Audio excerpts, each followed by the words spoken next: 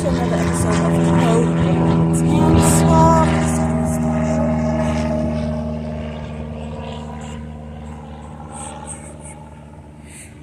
Yes, so again, welcome to Code Reddit with Tam Talk. On today's video, I want to talk about the integration of AI, artificial intelligence. Did I say that right? Artificial intelligence. Yes, and AI. As it relates to coding, like, should coders be in panic? Should coders be afraid? Our coders are becoming extinct? No, I say no. So I've been looking at some products that are offering the coding artificial intelligence implementation or practices in healthcare, and how some of the systems are utilized to pretty much pre-code for us, and to eliminate, but slowly to or an attempt to eliminate medical coding professionals. So this is my personal perspective and experience from using AI or artificial intelligence. So for those of you who are utilizing Epic, there is some form of AI or artificial intelligence incorporated in the 3M encoder, right? So for example, if you've actually worked in a live coding setting, you will know that when the medical record uploads to your work queue, that it's pretty much has suggested codes there for you, whether it be a diagnosis code or whether it be a medical procedure or service, HCPCS and things of that nature. It's pretty much suggesting codes for you.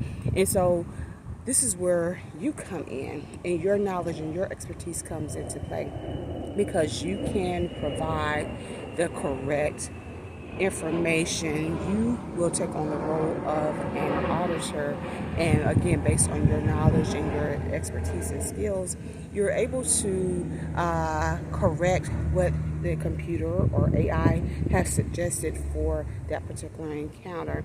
And another thing that AI won't be able to do, or they can't do, is assign modifiers to your encounters.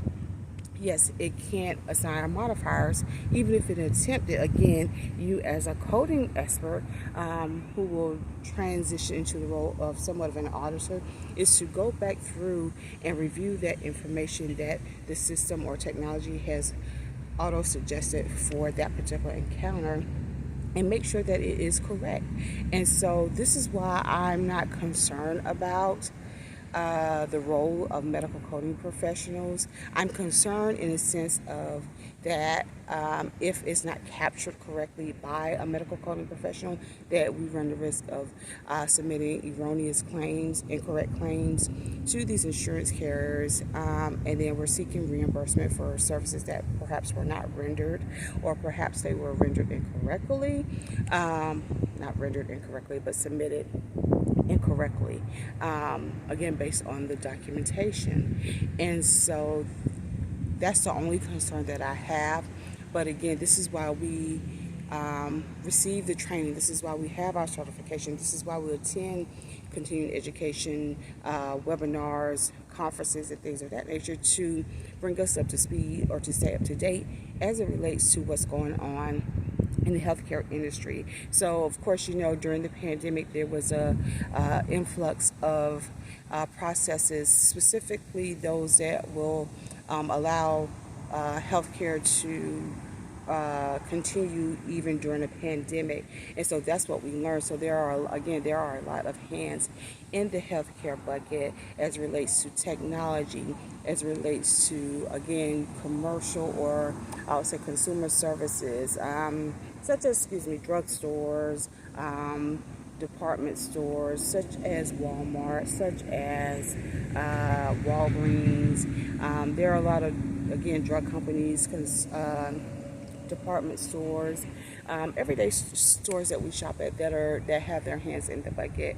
And so we want to make sure that we are up to date on the things that are going on in healthcare, to make sure that we are remaining compliant when it comes to healthcare, that we are abiding by the law when it comes to healthcare.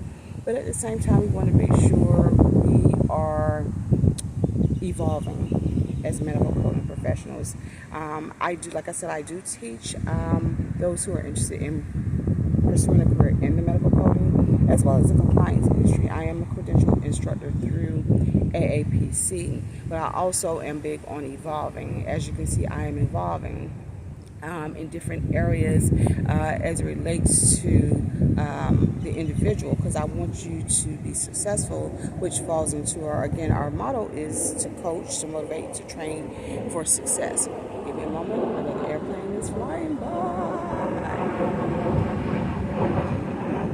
Okay, so a couple of things that I am doing for success in the whole individual. Again, we branched out into, of course, we are offering compliance courses now for those who are interested in pursuing a role in a compliance or auditing capacity, so that, again, when AI really becomes involved in healthcare or in medical coding, you're knowledgeable enough to know what to look for, how to audit an encounter, how to spot when the computer has suggested incorrect or erroneous codes for a particular service or surgery. And then also, we're going to take it outside of the workspace and we're going to come into the individual. Because again, my motto is with risk adjustment coding is we don't want to be the charts that we code. And I repeat that, we don't want to be the charts that we code. Therefore, I created a risk adjustment activewear line, and I'll show you a picture of that. Me wearing a hoodie where I created different, again, activewear line with risk adjustment coding in mind. Again, we don't want to be the charts that we code, which means that requires us to be active, physically active, and getting mental health therapy, or for the whole person, so that one, our productivity can increase, and then two, again, we don't want to be the chart that we are coding, right?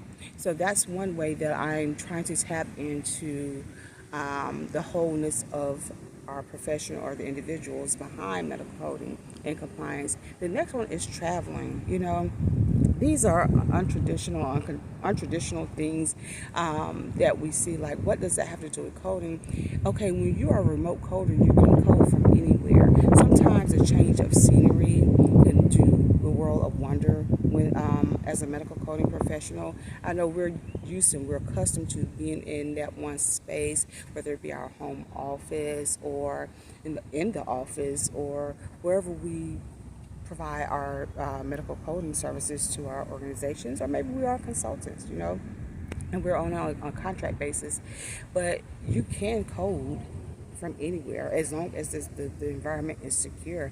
And so that's where, again, we launched remote travel gear, where we provide secured luggage and different things to get you out and seeing the world, get you out into different locations, get you out into different environments. To, again, one is going to help with your mental health because you have a change of scenery, and then two, you're traveling, you're finding that work-life balance for yourself as a medical coding professional. So again, we have risk adjustment where we're focusing on our own well-being, and then two, we're doing remote travel, again, where we are actually getting out and working as remote professional coders in a secure location.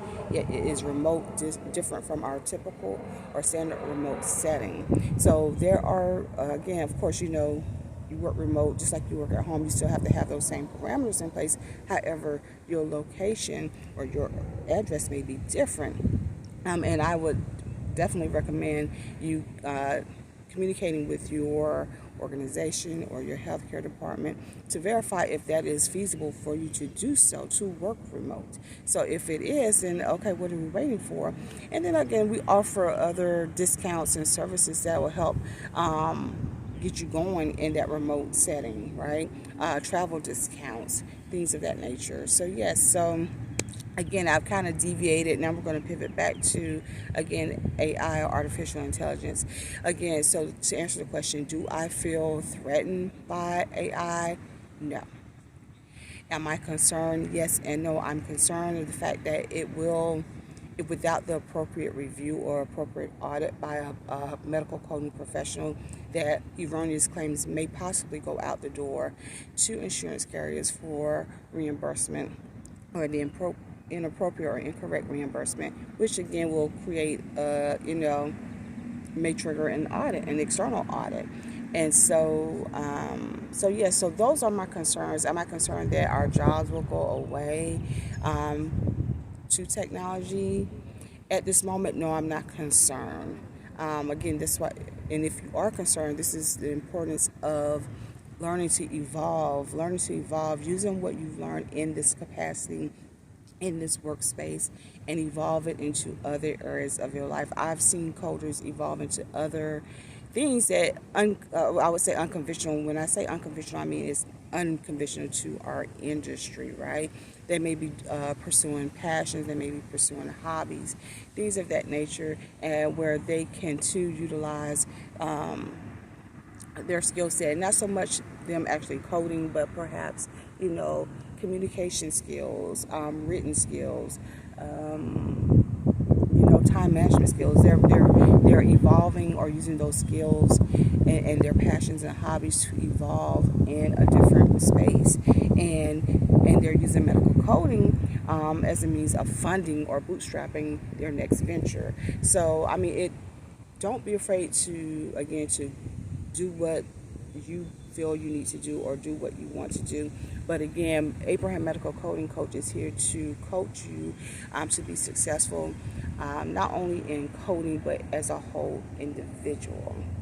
So I'm out here in my risk adjustment activewear. As you can see, it's hot out here, so I took my hoodie off, and I will have an image of me wearing it. And I also have on my risk adjustment leggings as well. This is one of the original leggings that I had produced, and so again, that image will be up on the screen as well.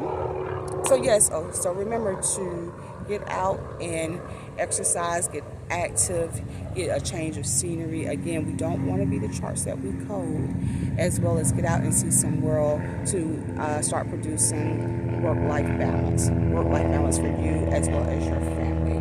And again, don't worry about AI. So until next time, I hope you all have a blessed day. Again, our motto is coaching, motivating, training for success. Next time, toodles.